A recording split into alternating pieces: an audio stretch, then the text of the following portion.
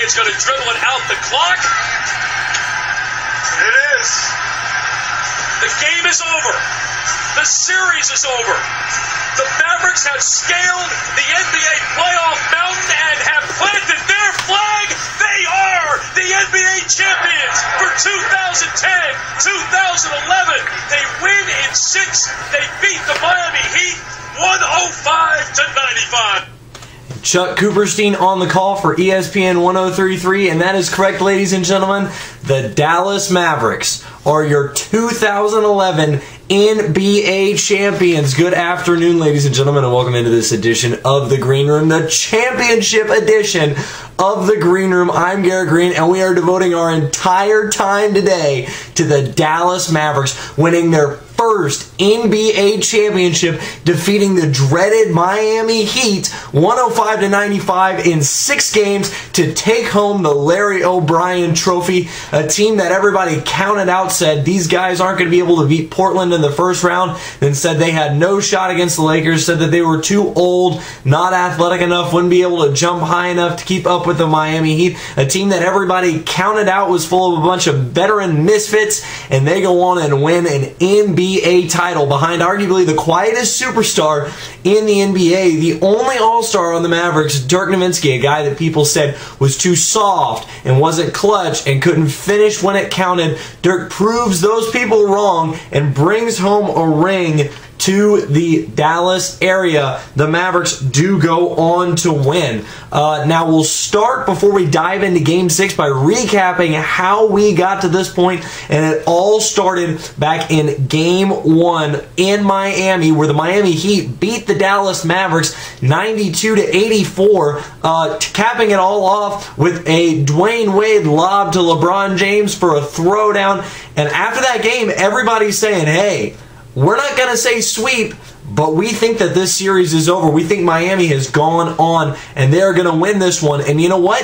With about 7 minutes left in Game 2 down in Miami, they were probably right. Miami up 15 after Dwayne Wade hits a three-pointer. Then you have the famous LeBron James boxing incident with Dwayne Wade, hitting him in his chest right in front of the Mavs bench. And the Mavs come out and make a run and go on to win Game 2 behind Dirk Nowitzki's spectacular performance. They go on to win 95-93, stealing a game in Miami and sending it back to Dallas, tied at 1 game apiece. Something that was really key for the Mavericks, and really what could be pointed to as a momentum shifter in this entire series. Then in Game 3, the big stat that a lot of people said, no team that has lost Game 3 in a series that's tied 1-1 has ever gone on to win an NBA championship. So a lot of people on the Mavericks wanted them to win that game and go up 2-1, try and take all 3 games at home. But it would not be the case, as it's Chris Bosh stepping up big and hitting about an 18-foot shot wide open on the baseline that gives the Heat the lead. Dirk is not able to hit a fadeaway jump shot, and Miami goes on to win 88-86. So the series, yet again, is all over, as everybody said. Statistically, the Mavericks are out of this one. There's no team that's ever done it. They can't do it. Well, guess what? Dirk didn't listen to that. The Mavericks didn't listen to that. They come out in Game 4. It is another close game, and it's Dirk playing with a 102-degree fever, coming out there and getting it done when he needs to, scoring in this game 21 points, going out there also grabbing down 11 rebounds. LeBron James, this is the game where he had his first of his disappearing acts, only scored 8 points in the entire game, as the Mavericks go on to win with a Dirk Nowitzki layup to give them the lead 86-83, tie the series up at 2. And then in Game 5, the Mavs came out on fire. Now, this is where before the game you had Coughgate, where Dwayne Wade fakes that he's coughing into his shirt and that he says he's sick, and LeBron goes on with it. And Dirk comes out and says, I thought it was a little childish, I thought it was a little ignorant, but it's not anything that bothered me. Well, Dirk goes out in this game, scores 29 points for the Mavericks, and the Mavericks turn on their three-point shooting. They go 13 of 19 from 3. That's good for 68% from the three-point line. And they go on and take this one as Dwayne Wade leaves with that injury to his leg, and comes back, but the Mavericks do go on to win 112-103. So they head back to Miami, 3-2 lead, looking to close it out. And guess what? They're able to do it. Now the Mavericks, we'll recap this game really quick. The Mavericks, start off a little slow. They're down 20-11, but manage to work their way back out, get a giant run going. They jump out to a 40-28 lead. Well, sadly, that lead disappears as Miami goes on a 16-1 run. They go up 42-40, and then there's a little bit of a scuffle that happens between all of the players. There were 2 technical fouls on the Miami Heat, 1 on the Dallas Mavericks. Dirk shoots a free throw, and that's key because Dirk only had 3 points in the first half. He goes 1 of 12, and you figure if you go 1 of 12 that, hey, your team doesn't have a great chance to win if that's your superstar, but Jason Terry comes off the bench, scores 19 critical points for the Dallas Mavericks, puts the team on his back, and helps carry Dirk along as they're up 53-50 at the half, and then the Mavericks take care of business in the second half, outscoring the Miami Heat in the third quarter 28-21 and 24-23 in the fourth quarter, and they go on to win the game 105-95. Now, Dirk Nowitzki was named the Finals MVP. Averaged in the series, he averaged 26 points, 2 assists a game, and 9.7 rebounds. So a great overall performance by Dirk, really the MVP of the playoffs. Goes on to win the MVP, and this is a guy that everybody forgets that he tore a tendon in his left middle finger. It was a big deal after game 1, but then not really an issue as he was able to drive to the basket, finish with his left hand, still had the jump shot going, obviously averaging 26 points a game, and got it done there. So a great job by Dirk in that one. He takes home the Finals MVP, the Bill Russell Trophy for that one. And then on the opposite side of the ball, you have LeBron James, who struggled significantly in the NBA Finals. Averaged 23.7 points in the postseason, only averaged 17.8 versus the Dallas Mavericks. They were able to keep him confused and in check. Now, Dwayne Wade kind of had the opposite effect for the Dallas Mavericks. He went for 26.5 points per game average in the NBA Finals. Now, this is compared to the Eastern Conference Finals, where he kind of had a disappearing act and only averaged, only 18.8 points per game. So, a good performance out of Dwayne Wade in this one. And then Chris Bosh, averaging 18.5 points per game and 7.3 points per game in the Finals. Really the unsung hero for the Miami Heat in this one. One of the reasons that they were able to stay in this one.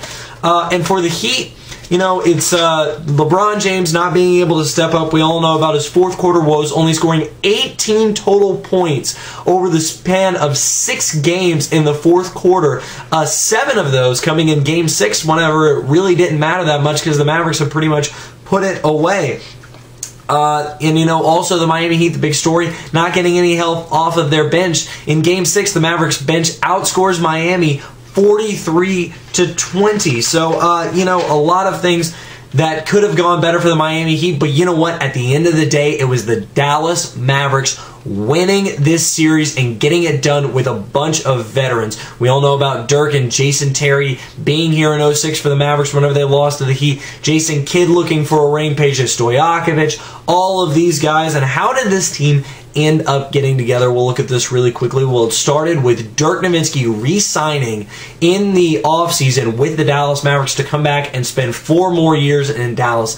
Then it was bringing in Tyson Chandler, getting a physical presence inside of the lane, a guy who was really key and helped out the Mavericks, gave them that physical presence and that toughness that they needed in order to win an NBA title. Really came up big in Game 4 whenever he went for 13 points and 16 rebounds, a game that the Mavericks really helped pick Dirk up in that one. And then you have Jason Kidd. Here I have from 2008.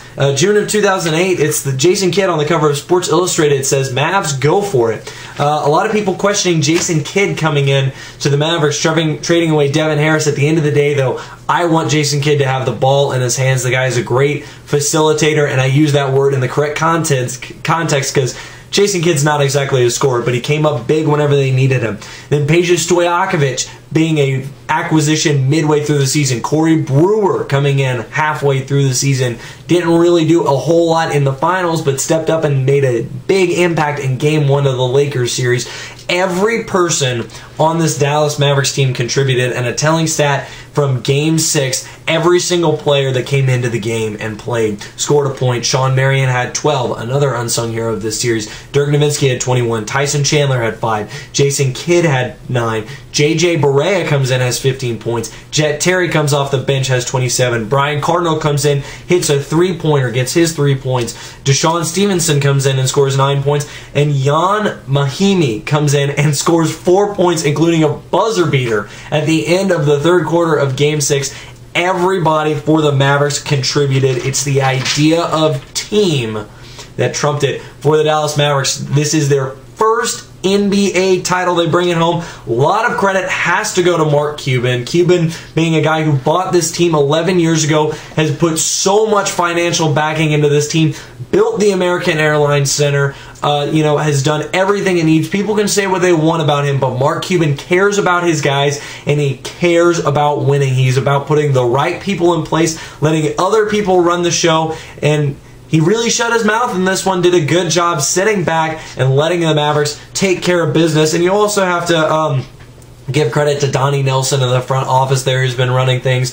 And a great gesture at the end of the game, whenever the Mavericks were about to get the Larry O'Brien trophy. They had Don Carter, the man who brought the Mavericks here to Dallas back in 1980, be the first man to hoist up that trophy as the Mavs bring it home. And you got to credit Coach Rick Carlisle. Only his third year with the Mavericks, goes on to win an NBA title, and he really preached that concept of team and the idea that, hey, you need to be ready at all times to come off the bench and help us out if we need you. So great job by Rick Carlisle preaching the team philosophy for the Dallas Mavericks. In my opinion, I'm going to give a little bit of opinion here.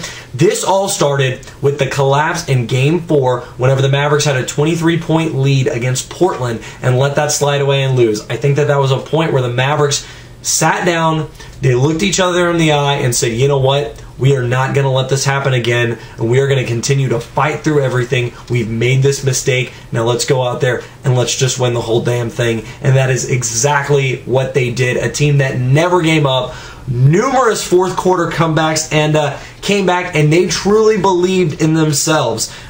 So, ladies and gentlemen, it is sweet revenge from 2006. What better way for Dirk to win his first ring than beat Dwayne Wade and the hated Miami Heat to get his ring back, avenge 06 as it were. And Dirk now gets off that list of MVPs who have still not won an NBA title. There are 6 of them now. That would be Charles Barkley, Karl Malone, Allen Iverson, Steve Nash, Derrick Rose, and LeBron James. So Dirk manages to get his way off of that list. Jet gets to keep his tattoo. Dirk gets to take home his 2 trophies. And the Dallas Mavericks are world champions. If you want more content on this, check out ESPNDallas.com. They've got a lot going on. The parade is Thursday. Mark Cuban will be taking care of all of it. Ladies and gentlemen, enjoy your Dallas Mavericks being the world champions for 2011. Good night.